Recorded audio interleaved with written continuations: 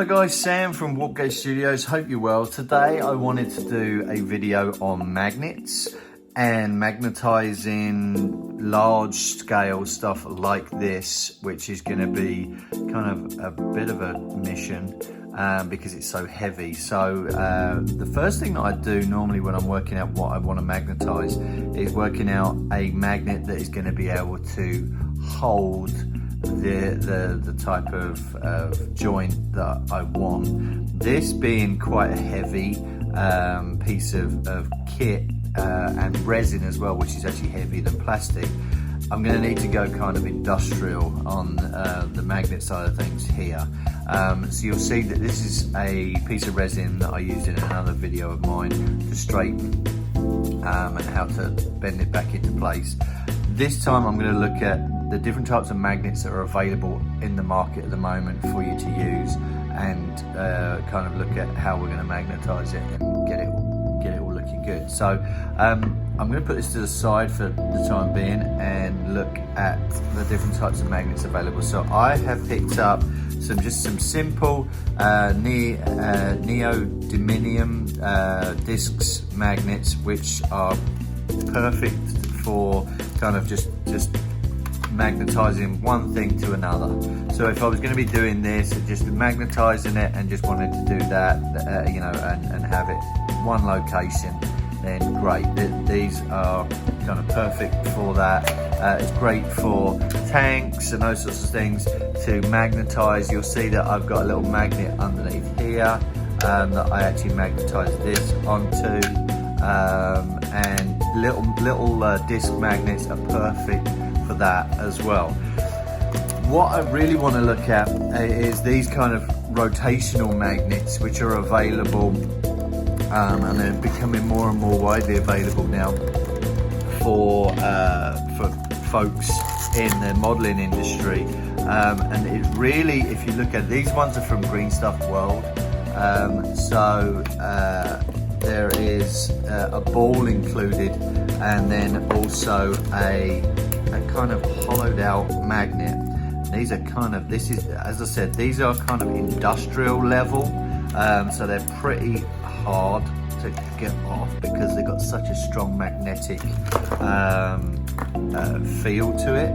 But basically you've got a magnet with a groove in it, like a hollowed out semicircle in there for the ball to fit in, and then the ball is going to fit into that groove.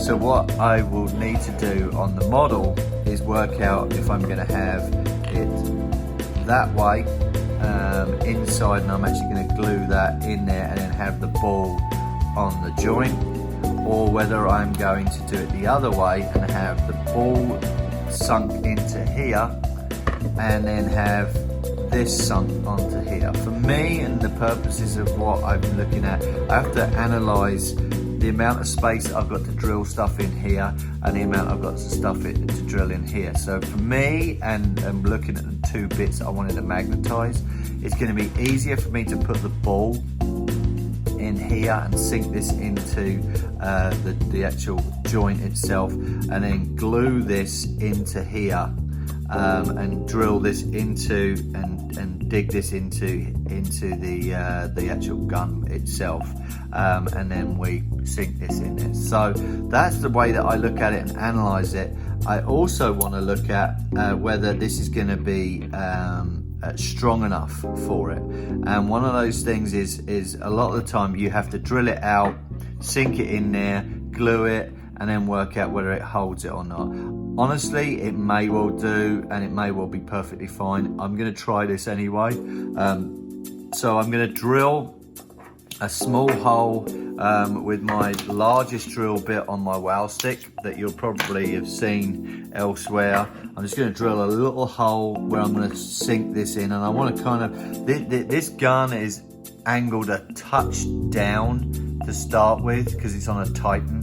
So I'm going to drill this work out exactly where down is going to be, and then I'm just going to put a little mark in there to try and sink this in there.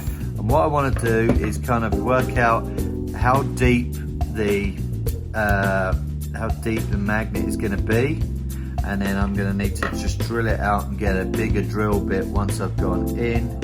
The drill is maybe a little bit lower,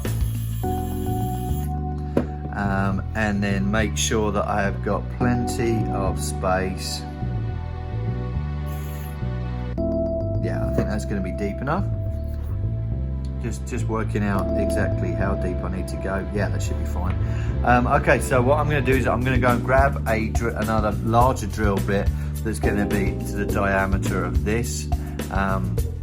The larger the magnets, the more difficult it's going to be finding drill bits for it. But I'm going to drill this at a hole in here ready, and then I'll come back and show you how it goes.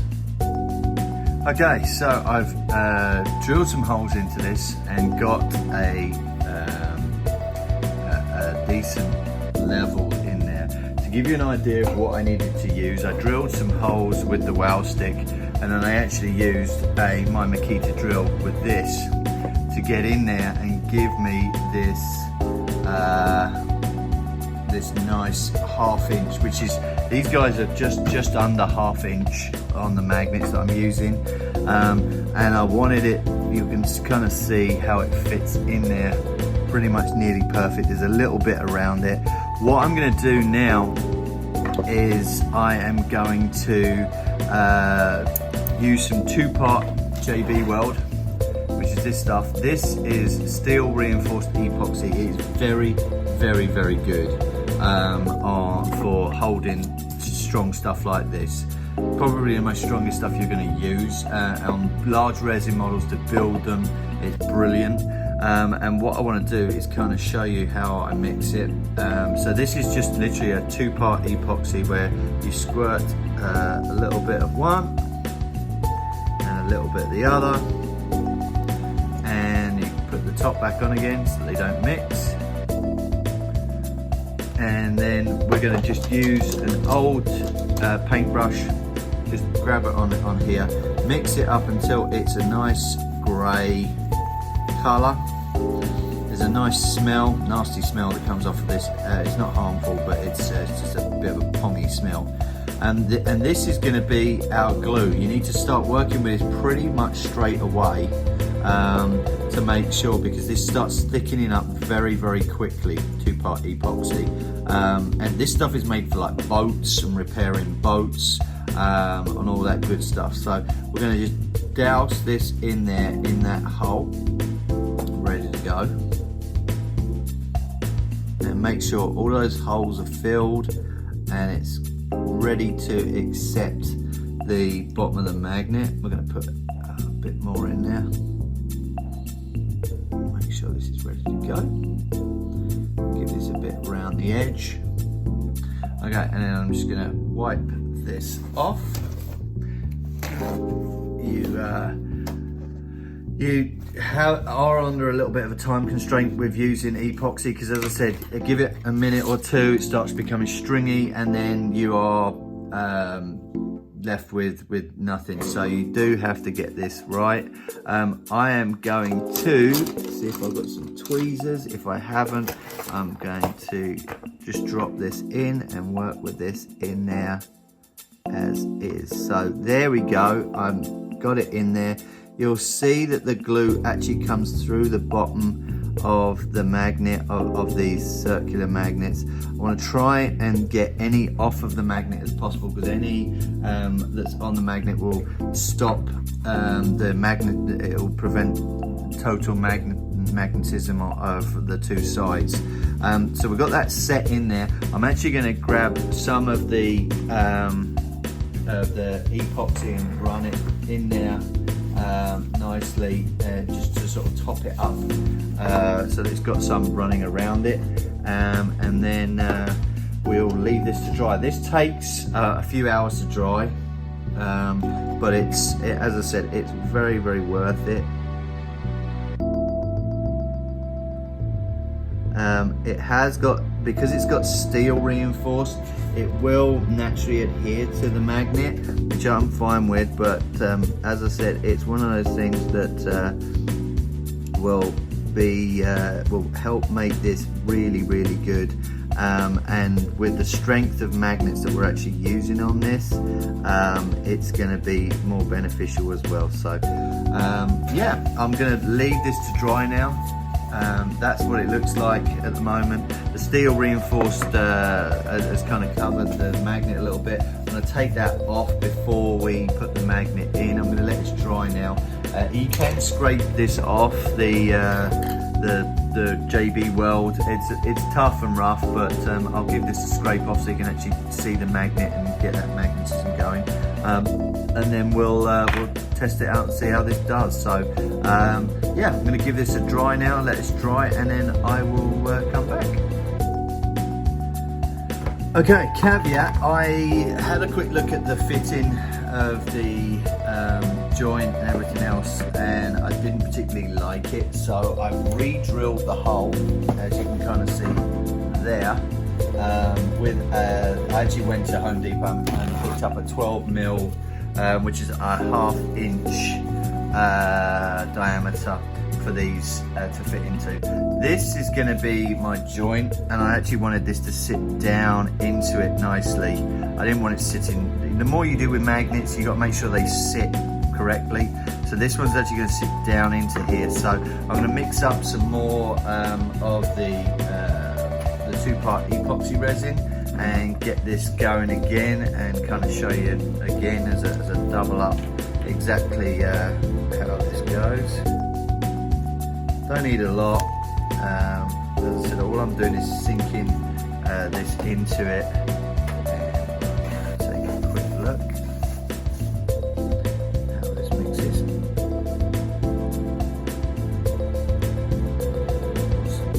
And then I'm just going to dab some of this into the hole.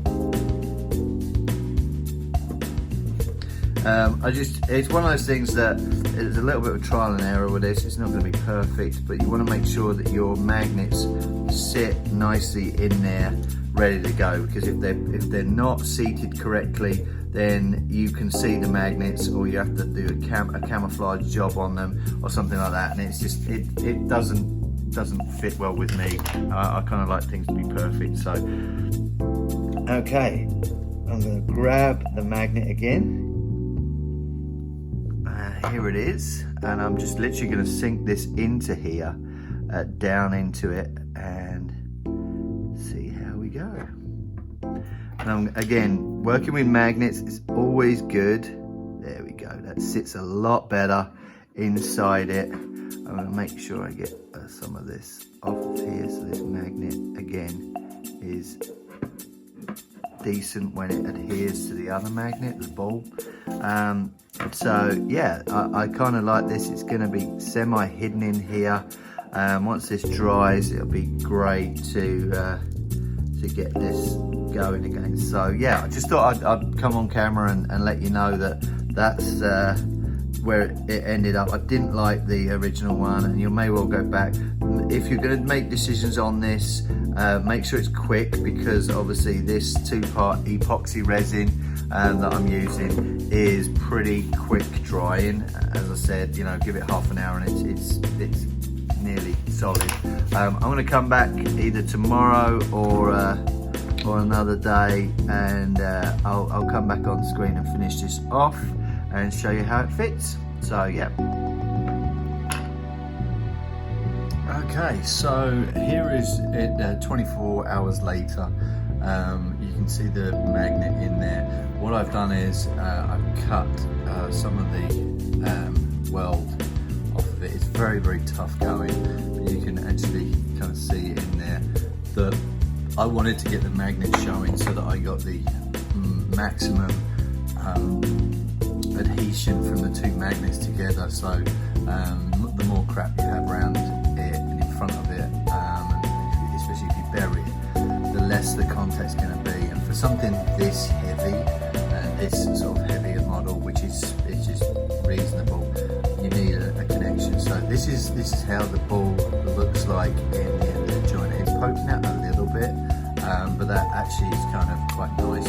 This fits in super snugly, and as I said, this holds the item perfectly in there at exactly the right angle that I wanted it to. So that's really, really good.